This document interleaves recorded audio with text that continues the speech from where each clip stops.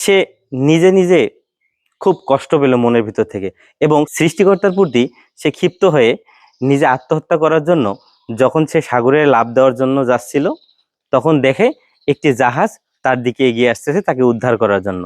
সে অবাক হয়ে তাকালো এবং সে জাহাজের নাবিককে জিজ্ঞেস করলো, আচ্ছা, আমি এতদিন ধরে আছি, আমাকে কেউ উদ্ধার করতে আসলো না, আপনি কে ভাই? আপনি আমাকে উদ্ধার করার জন্য আসলেন?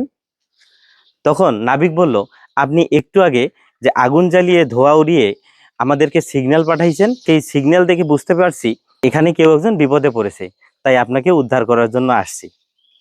তো মোরাল অফ দ্য স্টোরি কি? আপনি সব সময় নিজেকে কখনো অসহায় ভাববেন না, নিজেকে বিপদগ্রস্ত হলেও কখনো ভাববেন না যে আপনি বিপদে পড়েছেন। দেখবেন এটার মধ্যেও সৃষ্টিকর্তা কোনো একটা লজিক লুকিয়ে রেখেছে।